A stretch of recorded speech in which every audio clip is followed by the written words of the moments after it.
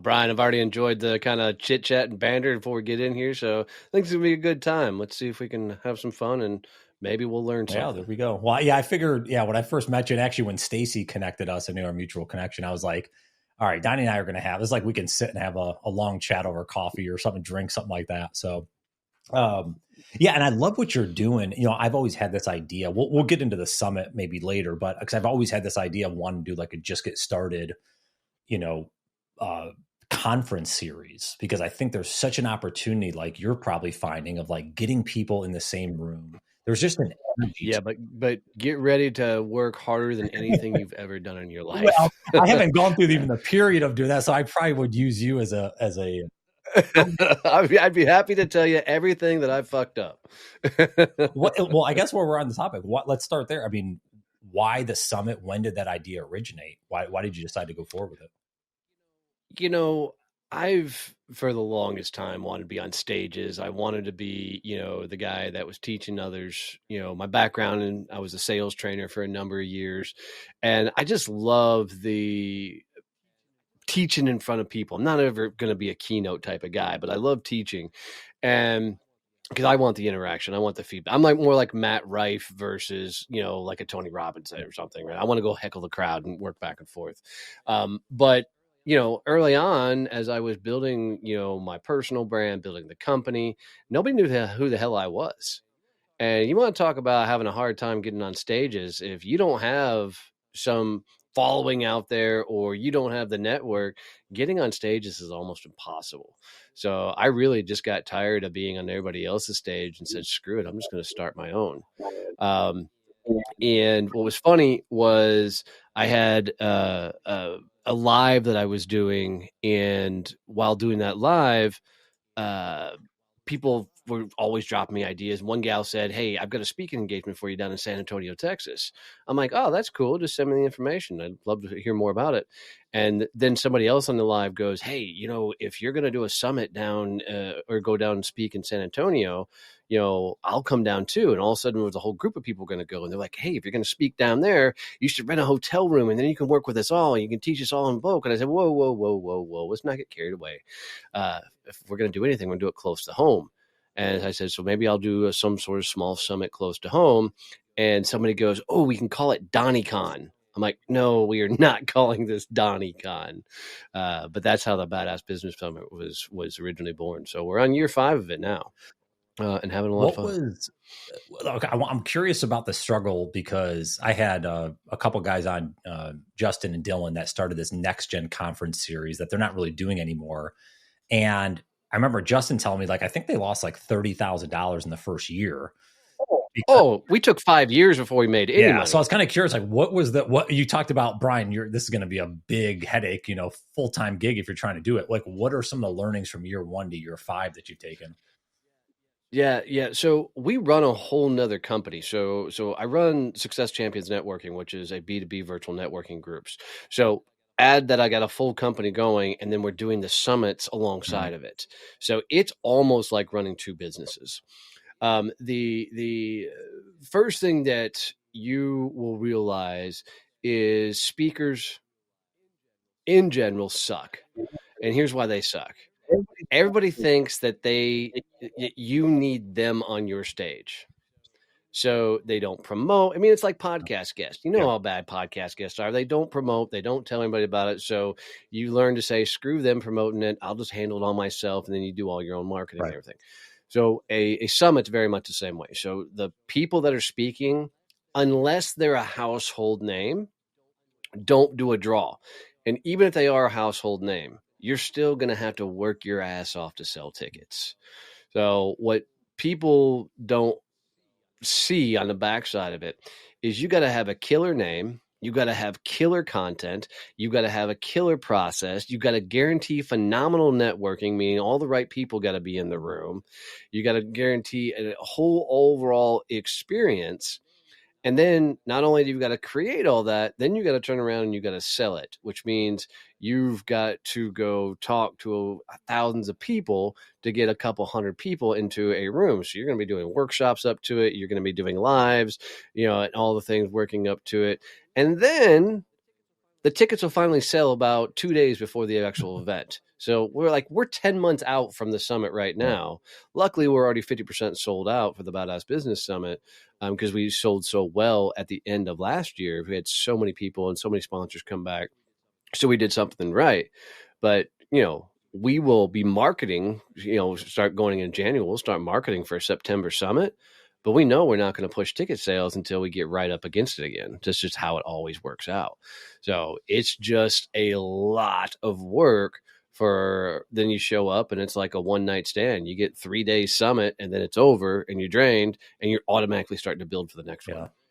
How do you think, and maybe I don't know how many conferences you've gone to in the past, like how is the Badass Business Summit way different than your standard conference? So yeah, phenomenal. I love answering this question because I think a lot of people put a lip service to this, but we really put it to the table. So most conferences that I've attended, they're either you go, you take a whole bunch of notes, you go drink your face off, you may go do on trade show floors and those type of things. But then you go home, you have no idea what the triangle on the sheet means, and the stupid notes that you can't remember. You don't remember what the acronym, was meant for, all that kind of stuff. So for me, the one thing that I always wanted, and this comes from a training background, when you train, you teach a concept and then you go practice the concept, whatever you're teaching. And that way they actually learn it, and they learn it in role plays and doing it and whatever. So for what we've always done is we've taught a concept and then allowed the attendees to actually do the thing. So this year, it was all about being your personal brand. The whole theme was people by you. And so we taught them, you should get on stages. Here's why. Here's what you should say on stage. This is how to sell from stage. And then we gave everybody a chance to go up on our stage and do a 2-minute speaker reel that we then gave them, right, to be able to put on their websites and everything. We told them they should be on podcast and why they should be on podcast and how to pitch the podcast. And then we put 12 podcasters up on stage with their backs to the audience. And we allowed every member 60 seconds to tell them why they'd be a good guest. If the podcaster turned around, they got to go be a guest on their show. We told them they should be on LinkedIn. I brought in 3 huge LinkedIn influencers. I brought in Liam Darmody, Melissa Cohen, and Kevin Turner. And I put them on a whole LinkedIn panel.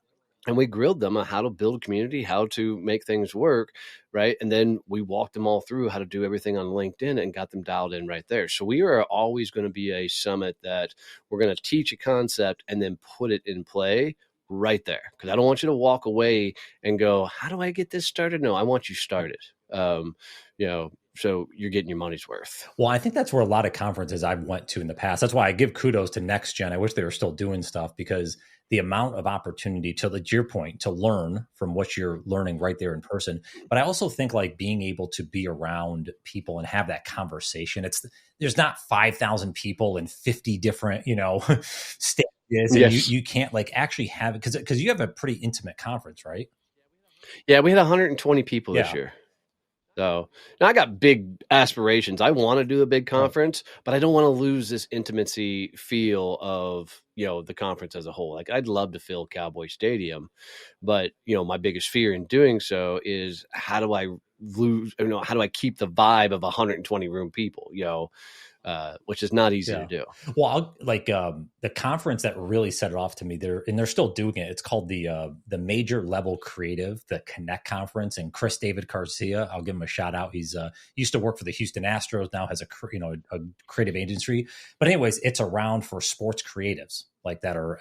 Nice. And it was an intimate conference. I think year one, they had 50 or 75 people, and then they had 100, and then I think 200. I think they max out at a few hundred because he wanted to keep that the way you're trying to do.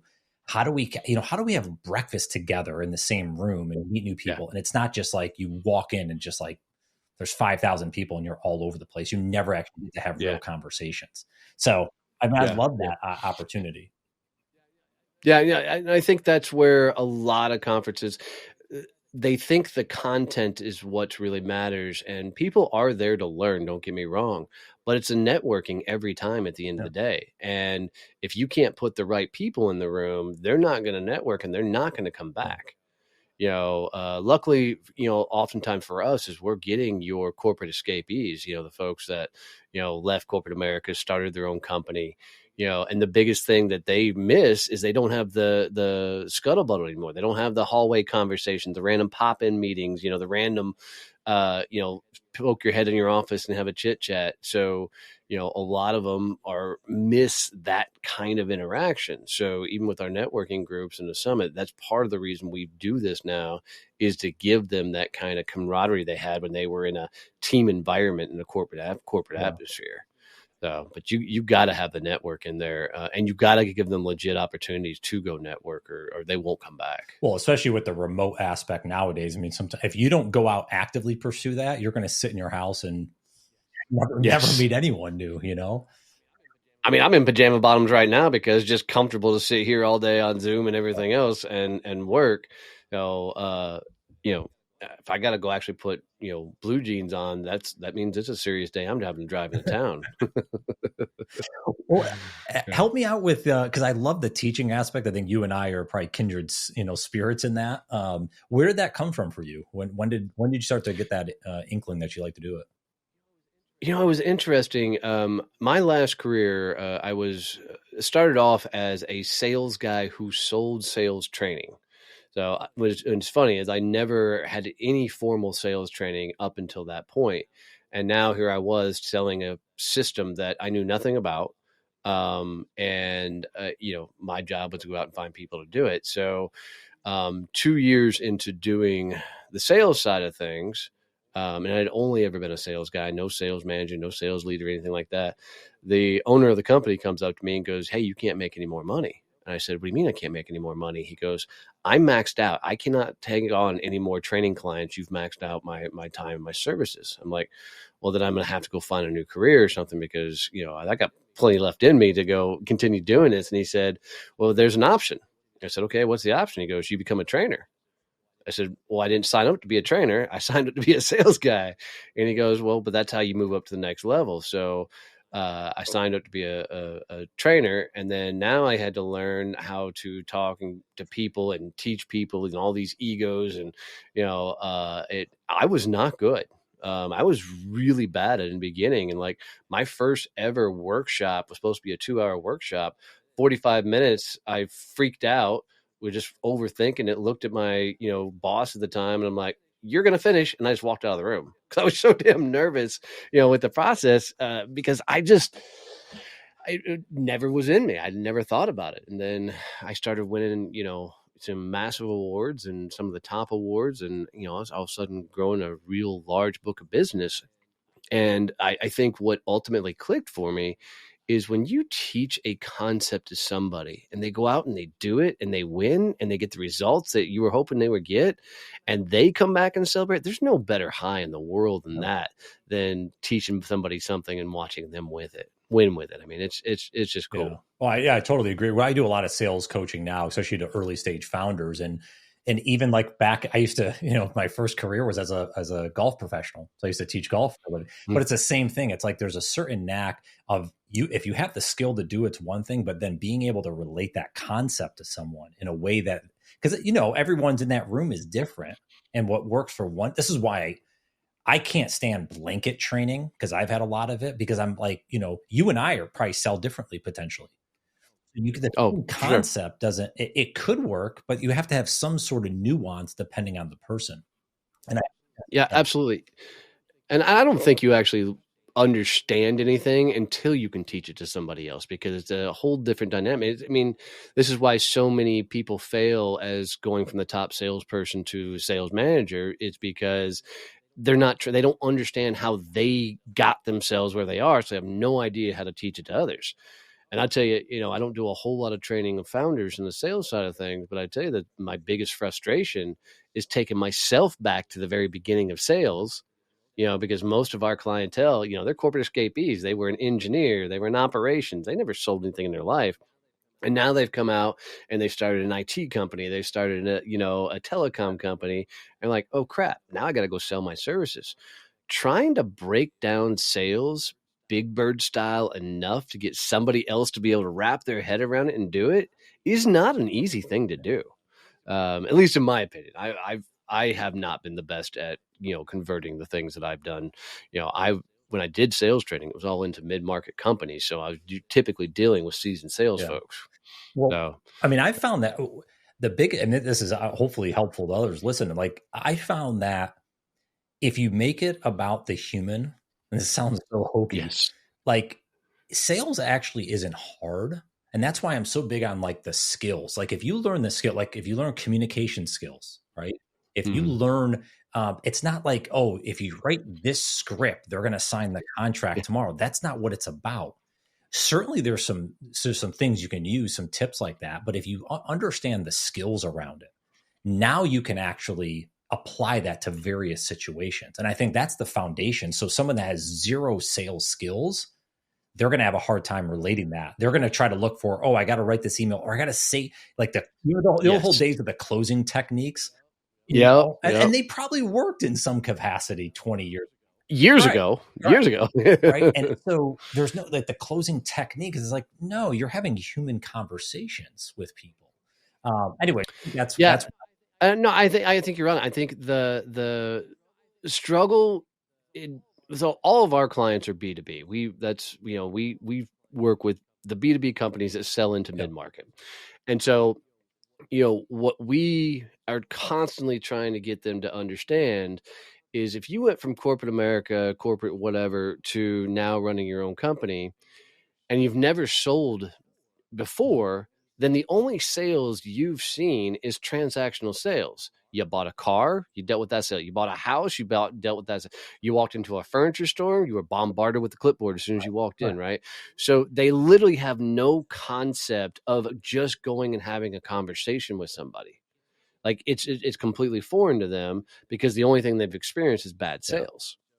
So it's somewhat a psychological reprogramming to get them to say, dude, you've got to become a human fast. Because as soon as you are a salesperson, conversation's over. And then you take into people suck at small talk. They don't know how to just meet a random person and get in a conversation. There's too much head trash going. It's crazy. Well, and this is the unfortunately, and I'll use the golf analogy because I think it applies. It's like if you go to a golf instructor that is horrible, but they call themselves a golf instructor, now you're getting bad habits. And we see this. I mean, I see this a lot. Maybe you do on like, especially with LinkedIn. Like some of the sales advice I see are these videos, and I'm like, oh my God, but it's advice. Doesn't good. But it's, and I'm like, I just cringe. I'm like, oh my God. But people, just like you said, they're so used to like, that's the way it was. That's how they learned. It's just like getting bad habits from our parents, right? Mm-hmm. I have a ton of bad habits from my upbringing. It took me a long time to get out of those, and I'm still working through, right? So imagine you learn bad sales for 10 years, and now you're trying to give advice online. Well, that's the type of advice you're going to give. Yeah, 100%. I think that what people should take into an account is how long has that person been teaching this advice on this platform? Because I'll even go, with my journey, I decided LinkedIn was going to be my platform, in January 23, and I just went all in. The first 6 months of my content it was so bad. I didn't know what the hell to talk about. I didn't know how to teach concepts, but it took me right around 6 months to start finding my voice. If it helps your listeners, it took me then 9 months to land my first client out of there, and 10 months to get my first time somebody asked me to come speak at their conference. And now LinkedIn is a P&L line item for us, for the company because we're pulling so much revenue from it now. But, the trick, what most people don't understand is not only is it potentially bad advice, but they're probably, if they're just a short while on LinkedIn, still trying to figure out how to teach the things they're actually doing and not all the theories they've heard over the years. Right. Yeah. How do you get, again, breaking it down? If you can't tell it to a 10-year-old, right? You're not going to. Yeah. Which is true. I don't know. Trying to tell stuff to my 12-year-old is challenging. So we never had kids, but I've had nieces and nephews, and so I do understand it somewhat. Yeah. But, good on you guys for raising those little critters. What have you give me an idea from LinkedIn? Like, what have you found that's maybe been helpful to find your voice on there. There's only one thing people really need to do after they get their profile dialed in. Like your profile's got to tell the right story. Dude, people don't have to go put out content. They don't have to send DMs. They can just spend time commenting. And if people would just go comment, you'd be blown away. Like if you just created a morning routine, as long as your profile's dialed in and you just started commenting on other people's posts, you'd be blown away the number of people that follow you. And the secret of LinkedIn is everybody who's putting out content, and most of the people who are commenting are content creators. They're not going to be the people that buy your stuff. The people that buy your stuff are all the lurkers. They might every once in a while like a post or comment on it, but they're the ones skimming and reading it. That's where all the money will come from.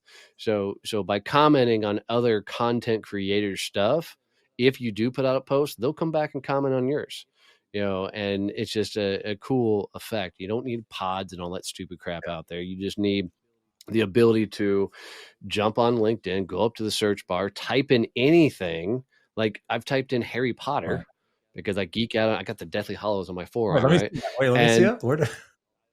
It'll be upside down in this, but I've got the Phoenix and the Deathly Hallows, but people are talking about Harry Potter on LinkedIn. You can just go and all of a sudden get into conversations with people by commenting on their stuff. And you'll be blown away by the number of followers you pick up and the people that are into it. And if your profile's dialed in, if profile looks right, that's when the DMs come in. And then the only other thing I would say is the more professionally vulnerable you can get on the platform, the more you win. My 2 most viral posts I've ever done involved my wife. The last one I just went to 50,000 views and over a couple hundred comments was me walking through. It was my wife and I's anniversary, and I was just walking through how we met. And our first interaction, she yelled at me, been together for 20 years now, married 18 of it. But that whole story and the way I laid it out went nuts. And I know how much revenue we got from the new followers and new commenters and people that DM'd because it brought so much attention on the platform. And by the way, I stole that whole post concept from Liam Darmody because that dude is just brilliant at putting out these professionally vulnerable posts. And I tell people, you want a masterclass on LinkedIn, follow everything Liam does and just duplicate it in your own way and own words. Yeah, he's a cool dude. He's definitely become a good friend over the last year. You make a great point because as we're doing this, I had a post, and what I did, I actually repurposed one from like a year ago. It was around getting laid off, and it was probably, and then it basically became one of my best posts in this past year, all because I was like, oh, I got laid off, 10 years ago, and then told that story, and it took me a while to find my voice. I think having the podcast and maybe yourself having your your LinkedIn lives and those type of things, maybe that helps. Because I find like that has helped me share my voice more than I ever was comfortable with. Yeah. I mean, and I've told this a couple times, but podcasting is what's ultimately saved my business early on. I mean, we almost lost everything trying to build a company, and through just luck and some friends, I ended up on a podcast that landed me a client. And then I launched my own shows, but, if you go back and listen to like Joe Rogan's early stuff, his shows were so bad, and everybody's like, look what he's doing now. Yeah. The dude's got like 18 years of doing a show now. Of course he's freaking blowing up still, and can get away with all the things he can get away with. But, Larry Roberts said it the coolest way for me is you got to get past the candid statement. You got to get past the canned thoughts. And you need to get in a conversation that allows you to get into your kind of flow state conversation, because that's when the magical stuff actually comes out of your mouth. That's when it actually comes out in print, is when it's not the first question asked, it's the second or third question levels down, just like you would on a sales call, that gets that real stuff. And, for me, I just watched when the host would lean in on interviews and I'm like, ooh, that was a good one. I need to tweak that. How do I use that more? Yeah. So that became fun. But yeah, podcasting and then writing every day on LinkedIn is the two biggest things that help me actually understand what the hell I believe. Do you do anything outside of those? Like, do you journal or take notes or ideas or anything like that? No, so LinkedIn is pretty much my journal. So I write a post myself every morning, and so the posts will come from anywhere from you'll be watching a movie, you'll hear a cool one-liner, I'll put that down on my notes on my phone, or I'll be listening to an audiobook and I just get an idea, and oftentimes, it's just something that's going up and I just write from there. So LinkedIn has become my journal. So oftentimes it's real train of thought of what I'm going through, what I'm thinking Oh, through. wow. It doesn't always work. Some posts, hit, and some posts, you're like, man, should I just take that one down? Nobody's interested in that one. But yeah, it's all train of thought. And I will also keep other posts that I've seen that have done really good. And I'm like, how would I say that in my words? How would I rewrite this? And I keep a Google Drive file of these LinkedIn posts that I commented on because they drew my attention in, and use those as basis for other posts down the road. Well, I think that's just, again, the opportunity to learn, because that's the whole point. You're on there to learn. You're on there to grow the network. And it's like, you're not verbatim picking someone else's words. You're No. using the structure and Yep. and I think I've had some people like push back, like, well, I don't know if that's right or not. I'm like, why? What do you mean it's not right? Everyone's learned. Like, no one has an original idea for the most part. It's all the years we've Yeah. been living and everything we've acquired, and then we form it into our own thought. But whether it's original or not, we can argue that. So I think you're right. I mean, I think using that as kind of a template, it just helps you kind of organize and synthesize those comments. Yeah. Yeah. You know? And then if you really want to get creative with it, I save every article I've ever written or every post I've ever done on LinkedIn in a Google Drive file. I went over to ChatGPT and uploaded every single one of those to my own GPT. So now I have a GPT called Write Like Donnie. So if I'm having a bad morning where I can't get anything out, I'll go to GPT and say, hey, give me a quick LinkedIn post. And it's been fed a couple thousand posts now from me. And so it'll fiddle something out. I'll pull that out, rewrite the whole damn thing, then throw it through a grammar editor, and that'll be my post for the day. So I don't have to think, that morning if I'm just not having a creative morning. But you've got to put out a volume of content to be able to upload enough stuff to a GPT to get it to output your actual thoughts. And if you can't do that, don't follow that plan, because between the stupid AI comments that are getting out there today, the comment that I got on a post today was so robotic, and like nobody ever talks that way. Why would you post? You could tell it's AI. I mean, it's just bad, just bad. I've also noticed, I don't know, and maybe I don't know if you guys do this from like your company page, but anytime I get a comment from a company page, I'm like, I like question. I'm like, this has to be some sort of automated message here, because most people aren't commenting from the business. Maybe they are. Some are. Your big corporates are trying, not well, but they're trying. We have a gal that goes and comments on our behalf, but she's still will tell you it's hard to comment in third party because you're trying to comment as a company and not as an individual. So that makes it a lot more difficult to pull off.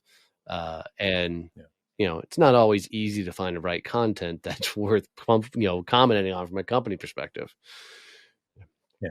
Well, and they're always overthinking it anyways. They're trying to balance that line, toe the line of like what's appropriate, what's not. And I just think if they realize, like, if you act like a human, even as a company, sure, you're always going to have haters out there, but you can't, because going back to what you mentioned earlier, when you try to be too canned and too surgical, I think is a good word, maybe, you actually lose the whole room.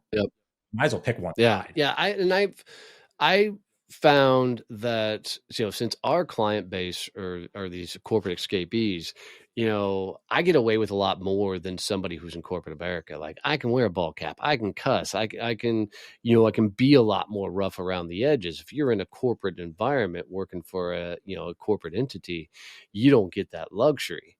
So, because there is a level of, decorum that you've got to have. And so that's ultimately what makes LinkedIn such a killer platform, is you don't get so many haters. You don't get so much stupid stuff said on there because nobody wants their boss, their employee, or their clients, or their coworkers to realize how much of an asshole they are because of something they said online, right? They can hide on Right. all the other platforms with anonymous names and whatnot, but on LinkedIn, it's self-regulated because people want to be able to get employed or get clients later. So that's probably Sure. my favorite thing about the whole platform. Yeah, that's a good point. Yeah. Um, I want to transition here because I'm curious. Tell me about this 1 mile and one So, push-up thing you're man, doing. this was such a damn fluke. So, uh, not I guess last week, maybe. Yeah. I put out a post that says I just can't get myself back to the gym, and it was real. I had trained for a Tough Mudder, got hurt, pulled a hamstring during doing the Tough Mudder, and so I couldn't go work out. And then I was healed enough, and I wasn't going back to the gym. I was just being a lazy ass. And so I know me that public accountability is one of my greatest things to get my ass moving. So, like, to do the Mhm. Tough Mudder, I put a post out on LinkedIn that said I'm doing a Tough Mudder in October because I knew that if I said it out there on LinkedIn, that people were going to check in on me and make sure I was doing things. So I knew if I put this post out. So I put a post out. It said I'm struggling to get back to the gym, and all these people started commenting. It was really had a lot of fun conversations, and the number of people that were telling me they had the same problem. And one guy named Eric Quayer popped on there and goes, I have the same problem. How do we fix it? And I jokingly said, well, let's commit to doing 1 mile a day, and we won't do it over any time frame. We'll just see how many days we can go in a row. And if we miss a day, we'll start over. He goes, bet, we'll try it. So he came back and he goes, we'll call it the hefty mile. He goes, I'm a big dude, so it's going to be a hefty damn mile. So I was like, cool. So the next day I put out a post and said, hey, day one, we're doing a hefty mile to see how many it goes. And John Hoffman jumped on there, and John's, a funny guy to follow on LinkedIn, huge mohawk, just an original thinker type of guy. And he said, hey, I want in. So I'm like, cool. Then another guy popped in and said, hey, one thing I do is I do a push-up every day. So I'm like, okay, let's do 1 mile and one push-up, and we'll just continue calling it the hefty mile. And then more and more people kept popping on. And I don't know, we got 20 or 30 people, and whoever, we don't know that people aren't commenting, that are now every day just trying to walk a mile. And people are like, are you trying to inspire people to get healthy? I'm like, no, just want people to go walk a damn mile. I mean, do something. And it's been cool to watch people lean in and join that conversation. So there's a kind of a collective that are trying to get to the end of the year to doing 1 mile, one push-up every day. And people are like, can I do it on the elliptical? Yeah, there's no rules here, just get a mile in. So Well, that's why I loved it because I actually this year I decided I'm doing 50 push-ups and no, 50 nice. squats every day. We're almost 11 full That's months in. I rad. have That's not missed a not day. easy to do. It's not easy, but and the reason I wanted to bring up and talk about because I think this is where a lot of folks, I think there's a lot of synergies for business here. A lot of folks struggle with goal setting. And what I realized, I'm really curious your thoughts on this because either they set way too big goals and they're like broad, I'm going to lose 100 pounds next year. Okay. How are you going to do that? When, whatever. Or we see this a lot with New Year's resolutions, right? It's Yeah. like, I'm going to go work out for 2 hours a day. And then like they're 5 days in, their body's as sore as can be. They can't move. So what I realized with this 50-50 thing, I said, because I wanted to do something, I've never done anything in my life besides like brushing my teeth and stuff like every day for a year. So I was like, okay, this will be a cool goal. But what I didn't do, this goes back to your point with the mile, is I didn't set any constraints besides it's 50-50. So I didn't say what time of day I have to do it. I didn't say how I have to do it. The squats could be air squats. They could be front squats. They could be wall balls. They could be a variety of things as long as they're a squat. The push-ups have to be full push-ups. But even my son's gotten, and he'll do it sometimes with me, and he's doing them off his knees. But what I'm getting at is like, set a goal that's simple and something that you could hit. And by hitting it, you build confidence. Like you probably want to not miss the next mile the next day because you kind of built up that the consistency, right? coming. So two thoughts ran through my head was one, there was a huge study, I don't know if it was Harvard or whatever, that said goal setting for most people actually is a demotivator more than it is a motivator because they already know they don't believe they could accomplish it in the first place, so they don't even get started. right? Another study came out and said goal Yep. setting does the wrong thing, because once somebody projects themselves at the finish line and doing the thing, they've subconsciously accomplished the task, so they don't get started anyways. So it's a really, really funny thing. So, but to your point, I decided in January 23 that I was going to put a post out every day on LinkedIn, because I knew if I didn't put that kind of a hard challenge on myself, no parameters on the post, just a post every day, then I figured I would learn Right. LinkedIn, and it paid off. So it's the same thing. So it's not so much about Yeah. where you're trying to get to. It's what can you commit to every day, and not beat the shit out of yourself, right? Like for your case, it was 50-50. For me, it was just one post. Because it takes, if you ever read Atomic Habits, it takes so damn long to build an actual habit. So the Yeah. whole idea around it then is the more you keep stacking up, the more it just becomes a natural part of your day. Yeah. Well, and as James Clear talks about in Atomic Habits, it's like if you build the systems in place, you can achieve the goals a lot more. And that's why for me, like the system was like, okay, I have to put a constraint. I have to do 50 a day or 50-50. How I do it though, I'm going to let Yeah. my creativity take over there, and I'm going to let myself figure it out. Like, and I even have a calendar, like whatever, an event notification. I think it's at 7 p.m. every day, just in case I somehow get to 7 p.m. and my day was crazy and I forgot it. It'll pop up. At least I can see it. So I'm like, oh crap. Now, luckily, I've only had to do these like past like 7 p.m. one or two times this year. For the most part, I kind of hit it early and often. But yeah, I think it's just like make it simple, make it achievable, and then give yourself some creativity. Like even with the mile, right? Could be on a treadmill, could be running. And I think for me, it's walking, been the public could be a accountability variety. as well. I think probably as a society, we've learned to let ourselves down, and it's okay if we let ourselves down. Like, I didn't make those cold calls today. It's all right. I'll do those tomorrow, type of thing. But when you have public accountability and you're telling other people you're going to do this, for me, it shifts, because I'm not going to let them down. Like if I told them I'm going to do this, I'm going to put this on display, I'm not going to let them down. So I think a lot of people might let themselves down, but they're not going to let other people down. So I like the public accountability aspect of it, because it puts you out there and it gives you greater consequences if you don't do the thing. Yeah. By the way, have you ever looked up, or do you know this? Like, I didn't learn this till last year, that there's actually people that have done at least a mile every So I day got a for buddy that literally has like done that. 40 I don't know how many years or years he's 50 done. And then years. Noel Labrie is on 6,000 some hundred days of running every day.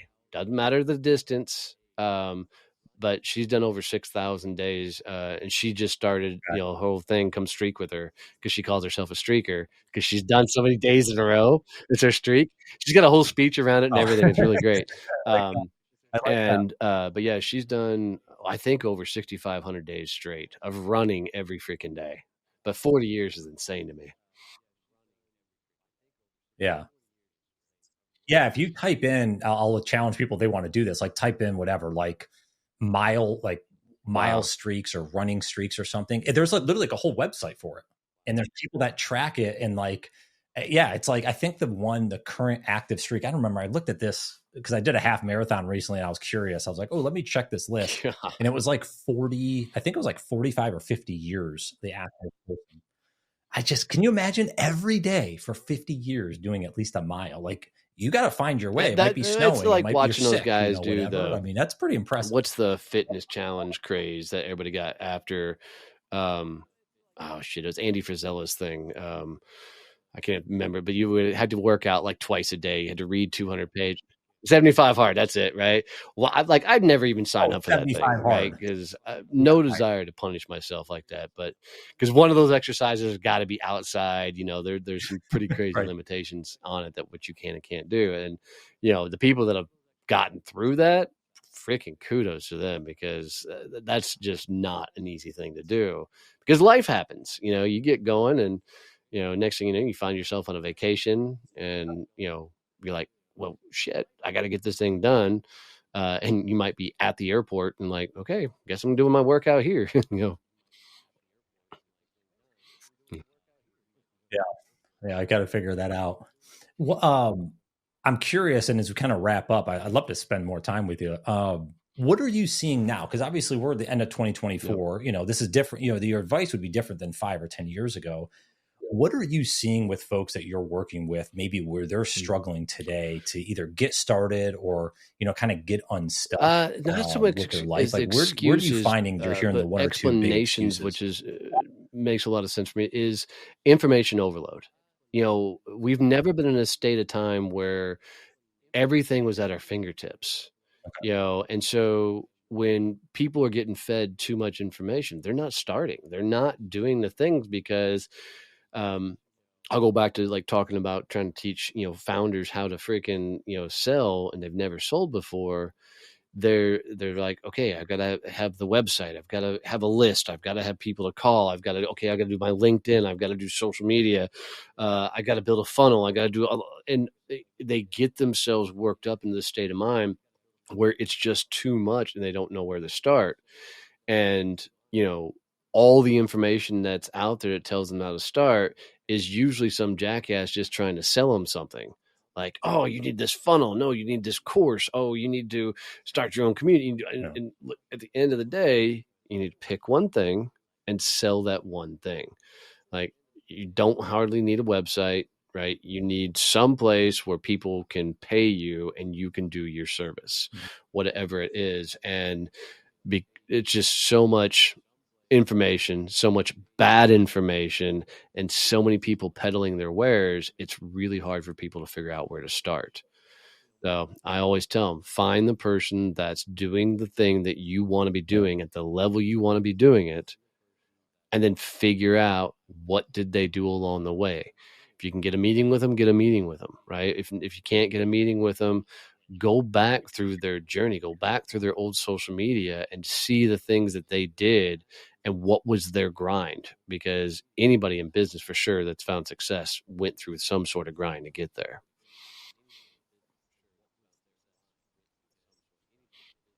Yeah. Well, and I think that's also where people get stuck is that they start going down the rabbit hole. They're like, oh my God, these people they're doing these amazing things. But yes, they weren't doing that 10 years ago. You're 10 years ago. Yes. You're the 10 years ago version. Stop comparing you to their today version. It's totally different.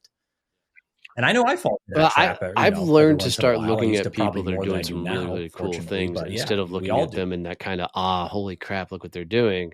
I'm like, how did they get there? What was that plan for them? What was that strategy? And that puts me in a better state of mind to get away from some sort of comparison game, because now that I'm 7 years into running a company, I know how hard I've busted my ass. And one of my biggest fears, real fears, is people are going to go, oh, it was handed to him, right? That overnight success type of thing, especially as my stuff continues to grow pretty well. But, everything can be a lesson if we learn to look for where did they get punched in the face? What did they try? And then I think if a lot of people really went and looked, like somebody like Amazon and Jeff Bezos, we all remember the picture, the Amazon, up on the wall. What people forget is that started off as a book company. Like, he was only selling books. It wasn't everything else. So it wasn't the Amazon you see today. It was a online bookstore. And then they went for toys, right? And they evolved over time. And so people want to build the Amazon without remembering he started with a damn bookstore. And if you're in the B2B side, go visit a chapter. On my LinkedIn profile, it's there every day. If you want to grab time with me and chat, my calendar link's right there. So you can get on my calendar, ask advice, give advice. I don't care. I just like meeting and helping cool people. But the best thing people can do for me is, if you're still listening to this show at this point and hanging out with us, take a screenshot wherever you're watching or listening to this and post that to social media. Tag me and Brian in it. And if we see it, I promise you, I'll come comment. I guarantee Brian will come comment. But that's how he knows you guys are into this type of content, that this is the kind of things you want to hear more about. And it really helps him out. I can tell you, having my own shows, building an audience is one of the toughest things in the world. So if you will shout him out by tagging this episode or any other episode that he has out there, it'll mean the world to him. So I appreciate that, man. I need you to be my promoter here. Man, I told you, I found out the hard way. Guests suck, right? And they're amazing people, but when it comes to promotion side of things, They just don't do it. So I decided that every podcast I'm going to go on, I'm going to make sure I finish up that way so I can help get them more exposure. And it's just the right thing to do. Yeah. Well, I love that, man. Well, thank you so much for being on, and I'll put everything in the show notes, and hopefully we'll do this again. Yeah, I would look forward to this. It was a fun conversation. Thanks, bud.